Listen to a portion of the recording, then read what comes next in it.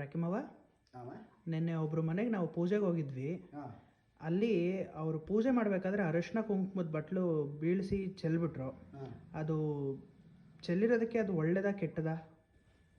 ಅದು ಎಷ್ಟೋ ಜನ ಅದು ತಲೆಯಲ್ಲಿ ಇಟ್ಕೊಂಡಿದ್ದಾರೆ. ಅರಿಶಿನ ಕುಂಕುಮ ಚೆಲ್ಬಿಟ್ರೆ ಕೆಟ್ಟದಾಗ್ಬಿಡುತ್ತೆ, ಏನೋ ಒಂದು ಮಾಂಗಲ್ಯಕ್ಕೆ ತೊಂದರೆ ಆಗ್ಬೋದು ಅಂತ ಎಷ್ಟೋ ಜನ ತಪ್ಪು ಕಲ್ಪನೆಗಳು ಮಾಡ್ಕೊಂಡ್ಬಿಟ್ಟಿದ್ದಾರೆ. ಅದರಿಂದ ಯಾವತ್ತೂ ಅಷ್ಟೇ ಆ ಥರ ತಪ್ಪು ಕಲ್ಪನೆಗಳನ್ನು ಮಾಡ್ಕೊಳಕ್ಕೆ ಹೋಗಬೇಡಿ. ಅರಿಶಿನ ಕುಂಕುಮ ಚೆಲ್ಲಿದ್ರೆ ಸಮೃದ್ಧಿ. ಈಗ ನಾವು ಹೆಣ್ಮಕ್ಳಿಗೆ ಅರಿಶಿನ ಶಾಸ್ತ್ರ ಮಾಡ್ತೀವಿ, ಅರಿಶಿನ ಮೈಗೆ ಹಚ್ಬೇಕಾದ್ರೆ ಅರಿಶಿನ ಕೆಳಗೆ ಚೆಲ್ಲಲ್ವ, ಸ್ವಲ್ಪನಾರ ಚೆಲ್ಲುತ್ತೆ.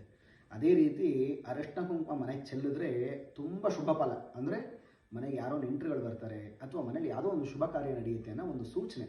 ಈಗ ನಾವು ಹೋಳಿ ಹಬ್ಬ ಮಾಡ್ತೀವಿ, ಹೋಳಿಗಳನ್ನು ಎರ್ಚಾಡಲ್ವ, ಅದರಲ್ಲಿ ಅರಿಶಿನ ಕುಂಕುಮನೂ ಒಂದು ಬಣ್ಣ ಆಗಿರುತ್ತೆ. ಅದರಿಂದ ಯಾವತ್ತೂ ಅಷ್ಟೇ ಅರಿಶಿನ ಕುಂಕುಮ ಚೆಲ್ತು ಅಂದ್ಕೂಡಲೇ ಅದು ಕೆಟ್ಟ ಫಲ ಅಂತ ಯಾವುದೂ ತಿಳ್ಕೊಳಕ್ಕೆ ಹೋಗ್ಬೇಡಿ.